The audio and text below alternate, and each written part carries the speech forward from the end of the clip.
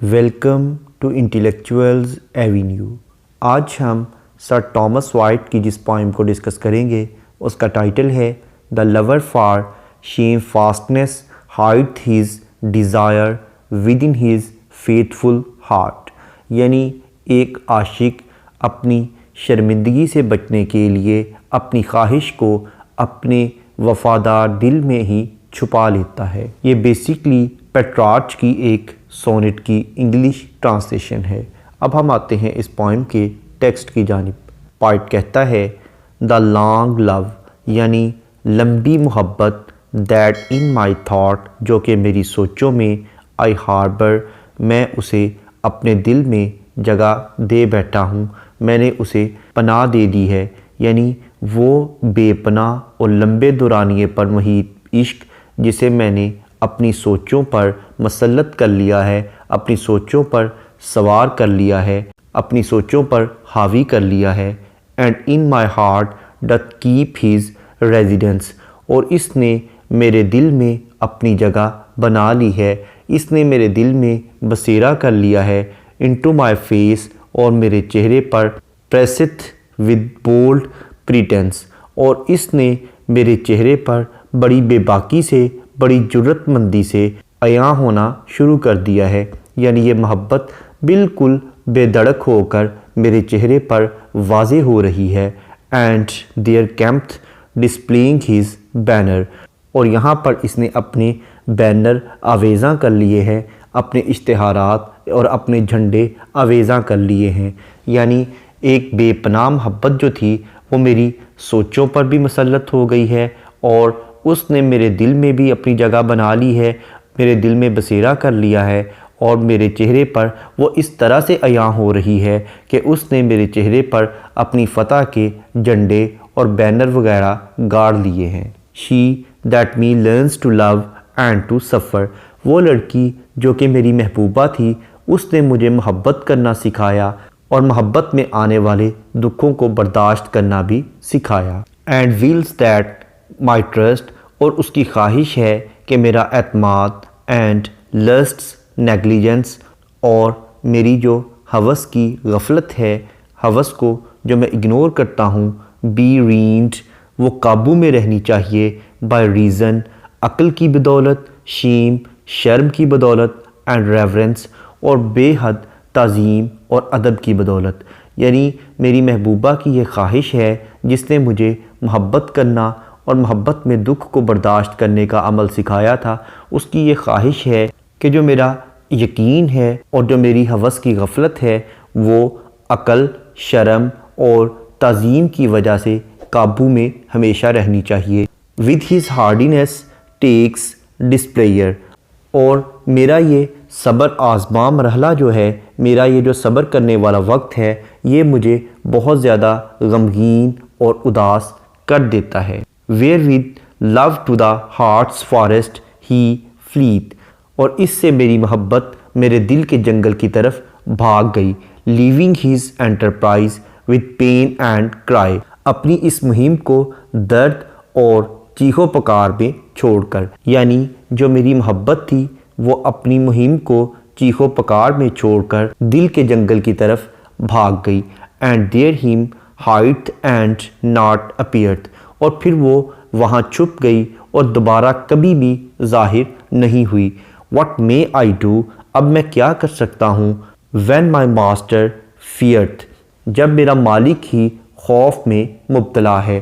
یعنی میری محبت ہی چونکہ خوف زدہ ہے اور وہ میرے دل کے جنگل کی طرف بھاگ گئی ہے، اس نے اپنی مہم کو چھوڑ دیا ہے، یعنی اس کی مہم یہ تھی کہ میں اپنی محبوب کو پا لوں، لیکن وہ درمیان میں ہی اس عمل کو چھوڑ کر بھاگ گئی ہے۔ اب چونکہ میری محبت مایوس ہو کر جنگل کی طرف بھاگ گئی ہے تو اب میں اکیلا کیا کر سکتا ہوں، but in the field with him to live and die, لیکن اس میدان میں ہی کیا مجھے اس کے ساتھ جینا اور مرنا نہیں چاہیے، یعنی پوئٹ یہ کہنا چاہتا ہے کہ میں ضرور اس کے ساتھ ہی اس جنگل میں جیوں گا اور اس کے ساتھ ہی مروں گا۔ For good is the life, کیونکہ وہ زندگی اچھی زندگی ہوتی ہے، اینڈنگ فیتھفلی، جو کہ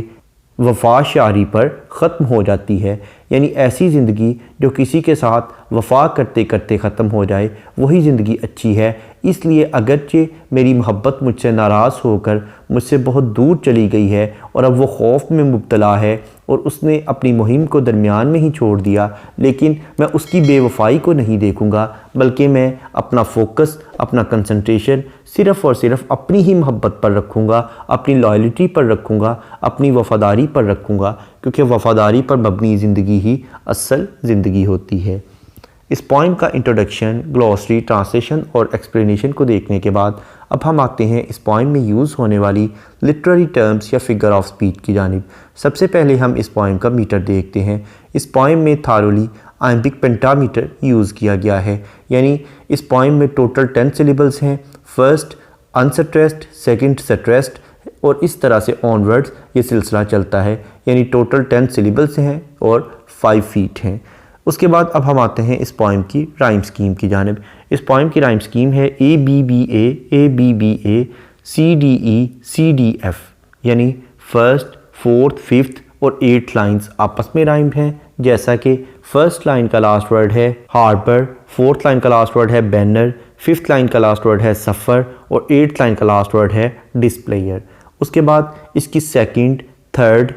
سکستھ اور سیونتھ لائنز آپس میں رائمڈ ہیں، جیسا کہ سیکنڈ لائن کا لاسٹ ورڈ ہے ریزیڈنس، تھرڈ لائن کا لاسٹ ورڈ ہے پریٹنس، سکس لائن کا لاسٹ ورڈ ہے نیگلیجنس اور سیونتھ لائن کا لاسٹ ورڈ ہے ریورنس۔ اس کے بعد 9th اور 12th لائنز آپس میں رائمڈ ہیں، جیسا کہ 9th لائن کا لاسٹ ورڈ ہے فلیٹ اور 12th لائن کا لاسٹ ورڈ ہے فیئرتھ۔ اس کے بعد 10th اور 13th لائنز آپس میں رائمڈ ہیں، جیسا کہ 10th لائن کا لاسٹ ورڈ ہے کرائے اور 13th لائن کا لاسٹ ورڈ ہے ڈائی۔ نیکسٹ ہے پرسونیفیکیشن۔ پرسونیفیکیشن کا مطلب ہے to give human traits to the non living things, یعنی بے جان چیزوں کو جانداروں کی خصوصیات عطا کر دینا، جیسا کہ اس پوائم کی فرسٹ 4 لائنز میں پوائٹ نے محبت کو پرسونیفائی کیا ہے۔ اپنی محبت کو پرسونیفائی کرتے ہوئے کہتا ہے کہ یہ میری سوچوں پر سوار ہو گئی ہے، اس نے میرے دل میں بسیرا کر لیا ہے اور میرے چہرے پر یہ اس طرح سے عیاں ہو رہی ہے کہ اس نے میرے چہرے پر اپنی فتح کے جھنڈے گاڑ دیے ہیں۔